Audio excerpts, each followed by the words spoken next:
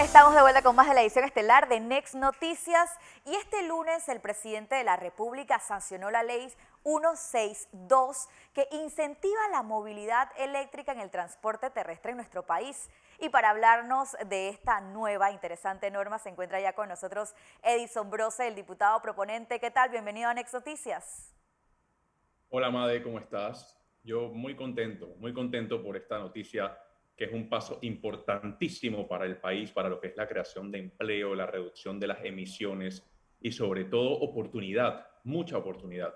Diputado, fueron más de 30 meses en donde se dieron discusiones, consensos, consultas para llegar a este proyecto o a esta lo que ya es una ley de la República, en donde se pretende pues incentivar esta movilidad eléctrica que tal vez para nuestro país es algo medianamente nuevo, pero en donde en otros países pues ya está funcionando muy bien. Cuéntenos cuáles son esos beneficios más importantes que nos puede traer esta ley. Bien, los beneficios puntuales que tiene lo que es la ley de movilidad eléctrica son incentivos fiscales, por una parte. Por ejemplo, el impuesto de importación de todos los vehículos eléctricos queda en cero. Hoy en día, para la clase media es muy difícil adquirir un vehículo eléctrico porque son muy costosos. Entonces, lo que se busca es nivelarlo de manera que cualquier persona que vaya a comprar un carro nuevo pueda empezar a mirar a los vehículos eléctricos. Así que el impuesto de importación queda en cero. El pago de la placa queda en cero por 5 años, que va a ser una placa verde. Ese es otro de los beneficios a nivel fiscal. También existe lo que es la reventa de energía, que esto es un hito. Esto está liberando el mercado de energía para lo que es la recarga de vehículos eléctricos. Es decir, que cualquier persona, natural o jurídica, va a poder revender energía para la carga de vehículos eléctricos. Esto va a crear miles de empleos, millones en inversiones. Incluso puedo poner el ejemplo que ya una de las tantas compañías ya anunció que para este año 2022 van a instalar 150 estaciones de carga.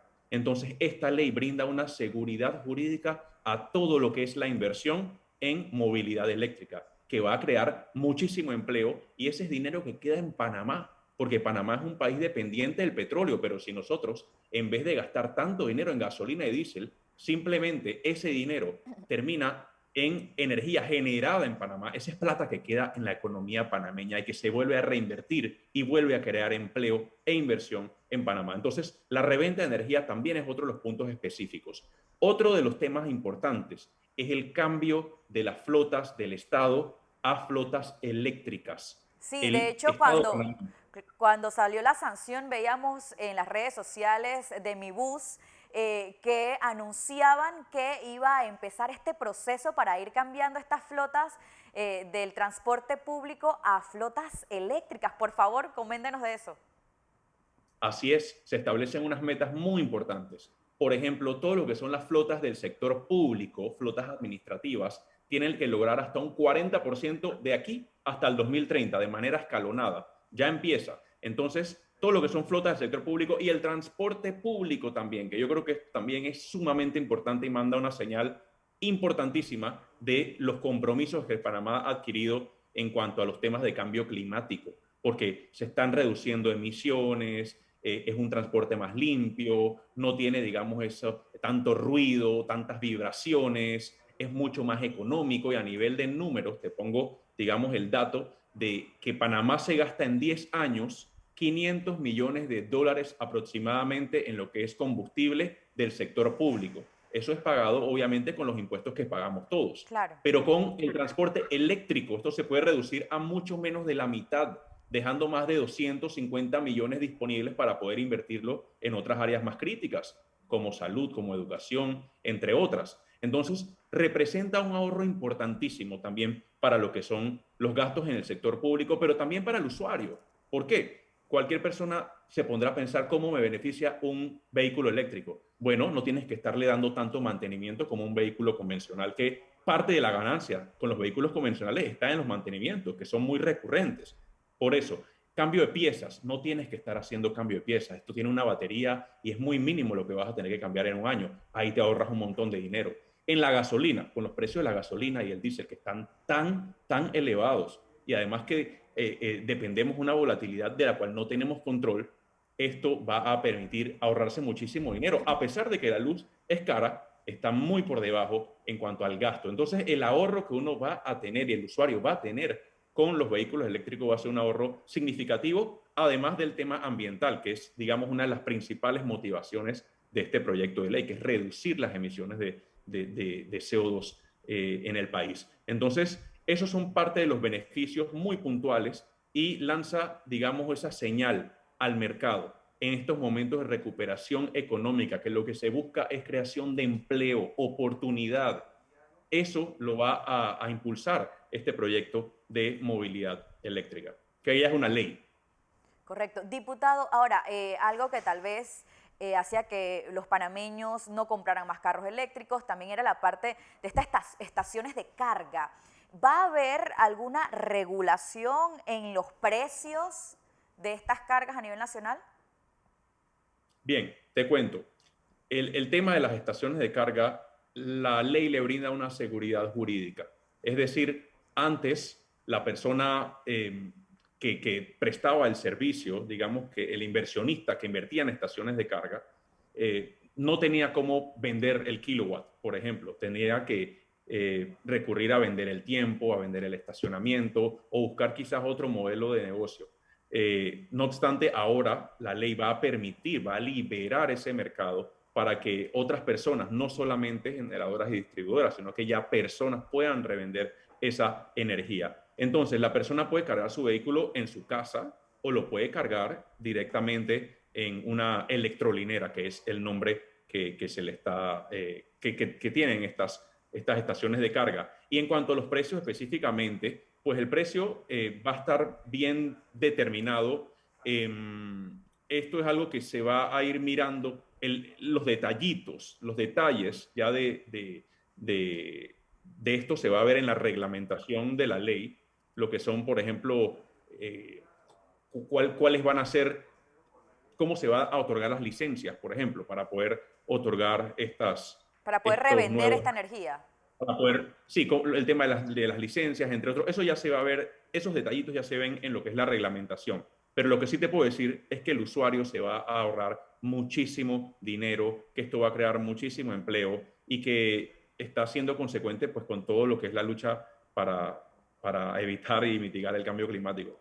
¿Cómo nos coloca esta nueva ley con nuestros vecinos, nuestros países vecinos? Estamos siendo, pues, estamos yendo más adelante que ellos en estos temas de compromisos con el medio ambiente y la movilidad eléctrica en sí.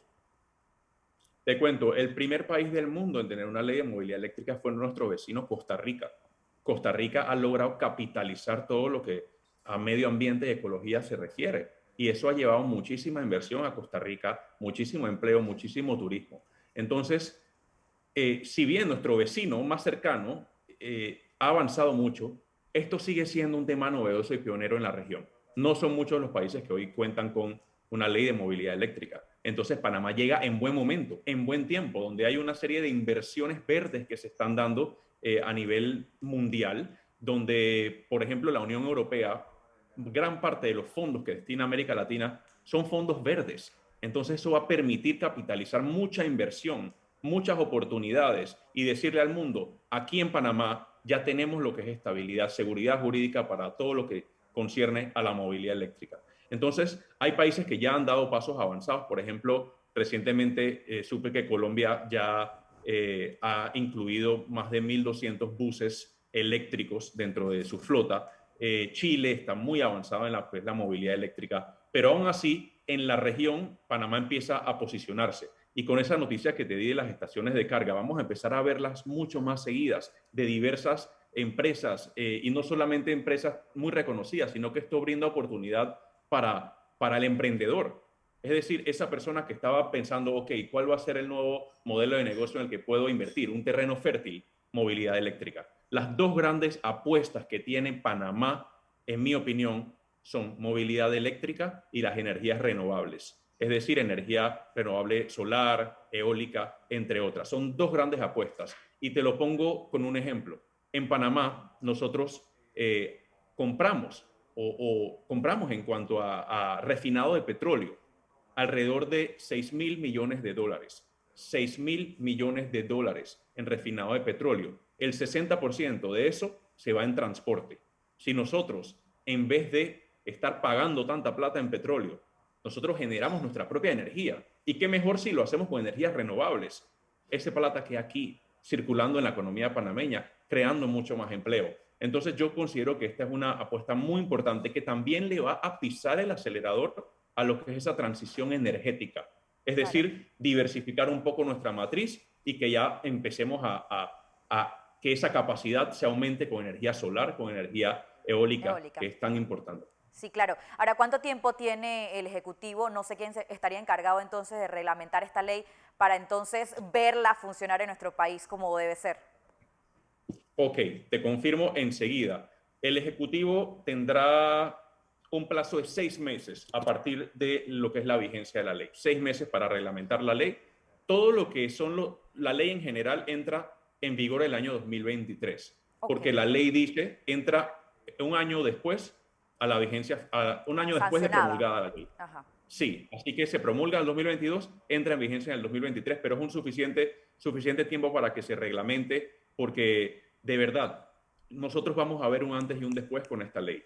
Van a pasar 6 meses, un año, 2 años y vamos a mirar y vamos a decir, wow, está creciendo la movilidad eléctrica, ya no es un mito. Ya la clase media cuando va a comprar un vehículo nuevo va a poder decir, hey, antes yo no podía comprar un vehículo eléctrico porque era un ojo de la cara. Ahora tengo muchas opciones, mucha más variedad y puedo comprar un vehículo eléctrico. Es decir, lo vamos a palpar, es un cambio que lo vamos a ver y lo vamos a ver en el corto, mediano y largo plazo. Y miraremos hacia atrás y diremos, era una apuesta importante para el país. Igualmente considero esto con las energías renovables. Otro tema importantísimo que como país debemos unirnos. Y tú sabes que yo destaco de todo esto, que ha sido un trabajo en equipo fuerte, de mucha consulta, multisectorial, actores del sector público, sector privado, las ONGs, incluso la comunidad. Hicimos unas consultas donde nos llegaron más de 200 aportes de personas de todas partes que hoy en día dicen, hey, hay una parte de lo que yo sugerí en esa ley.